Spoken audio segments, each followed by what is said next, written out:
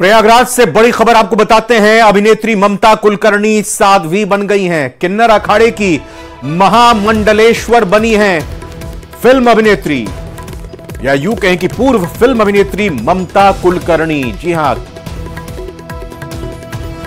किन्नर अखाड़े में उनका पट्टाभिषेक हुआ है। ममता कुलकर्णी ने संगम पर पिंडदान किया। फिल्म अभिनेत्री ममता कुलकर्णी ने संन्यास दीक्षा लेने के बाद आज संगम तट पर अपना पिंडदान कर दिया, जिसके बाद किन्नर अखाड़े की आचार्य महामंडलेश्वर डॉक्टर लक्ष्मी नारायण तिवारी ने उनका पट्टाभिषेक कराया है। ये एक्सक्लूसिव तस्वीरें आप देख सकते हैं पिंडदान कराने की और पट्टाभिषेक की जो परंपरा, जो रवायत, उस लिहाज से ये ममता कुलकर्णी की तरफ से किया गया पट्टाभिषेक। और इसी के साथ वो अब किन्नर अखाड़े की महामंडलेश्वर बन गई हैं। अखाड़े की तरफ से उनको नया नाम दिया गया है। ममता कुलकर्णी अब महामंडलेश्वर ममता नंदगिरी के नाम से जानी जाएंगी।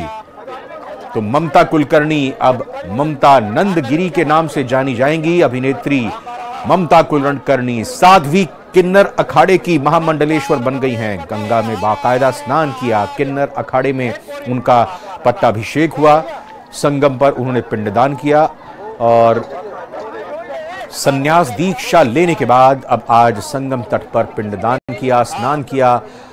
परंपरा के तहत उन्होंने सभी विधि विधान संपन्न किए। इसके बाद अखाड़े की आचार्य महामंडलेश्वर डॉक्टर लक्ष्मी नारायण तिवारी की तरफ से उनका पट्टाभिषेक कराया गया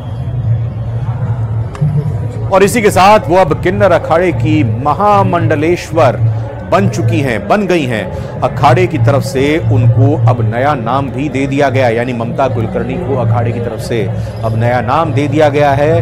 अब ममता कुलकर्णी महामंडलेश्वर ममता नंदगिरी के नाम से जानी जाएंगी। तो ममता कुलकर्णी अब महामंडलेश्वर ममता नंदगिरी हो गई।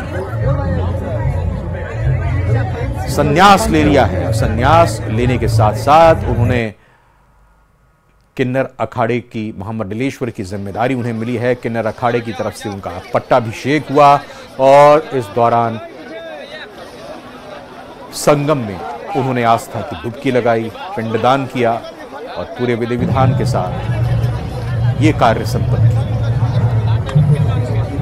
और अब अखाड़े की तरफ से उनको एक नया नाम भी मिला है, यानी ममता कुलकर्णी, फिल्म अभिनेत्री ममता कुलकर्णी अब महामंडलेश्वर, किन्नर अखाड़े की महामंडलेश्वर ममता नंदगिरी के नाम से जानी जाएंगी, पहचानी जाएंगी। तो हमने जिस तरह से आपको पहले बताया था कि ममता कुलकर्णी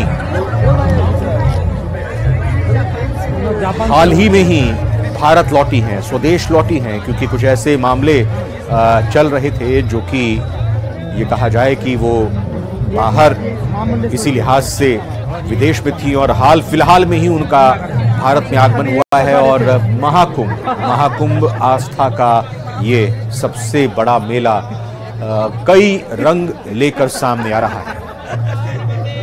मेरे जिसको हम लोग बोलते हैं कि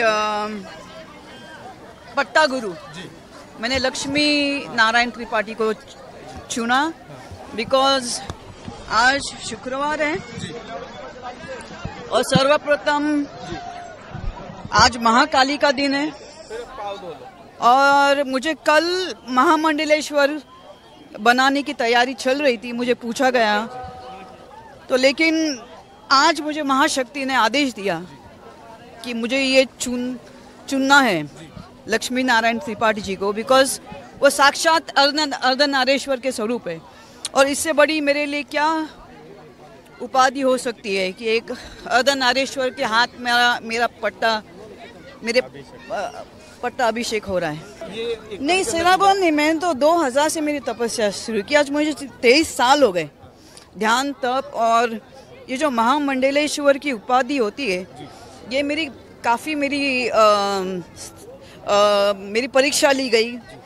सब महामंडलेश्वर लोगों ने मेरी प्रश्न मुझे पूछे, मेरी अभ्यास के, जिसको हम लोग बोलते हैं परीक्षा ली, मेरे अभ्यास की। 23 साल मैंने क्या तप किया, मैंने ध्यान क्या किया, तो हर प्रकार के प्रश्न से मैं पास हो गई, उत्कीर्ण हो गई, तब जाके मुझे महामंडलेश्वरी की उपाधि प्राप्त हो गई।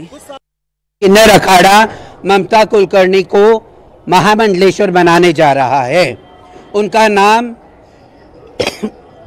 श्री यमाई ममता नंदगिरी रखा गया है। जैसे मैं बात कर रही हूँ, उनका पिंडदान का कार्यक्रम हो रहा है और उनके सारे क्रियाक्रम जो महामंडलेश्वर होने के पहले होते हैं वो सारा चीज़ किया जा रहा है।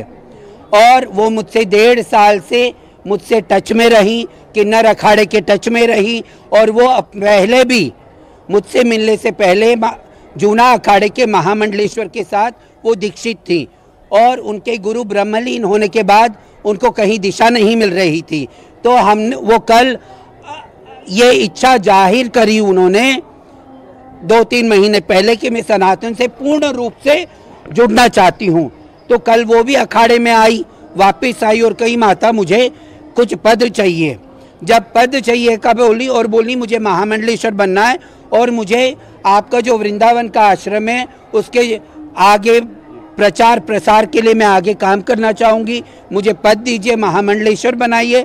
तो हमने सारी शर्तें रखी कि संन्यास लेना पड़ेगा, आपको पूर्ण रूप से आपका दूसरी दुनिया छोड़ के हमारी दुनिया में रहना पड़ेगा।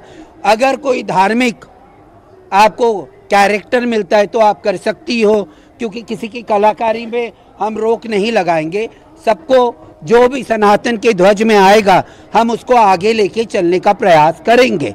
तो वो पूर्ण रूप से सनातन में शरणागत होके आई हैं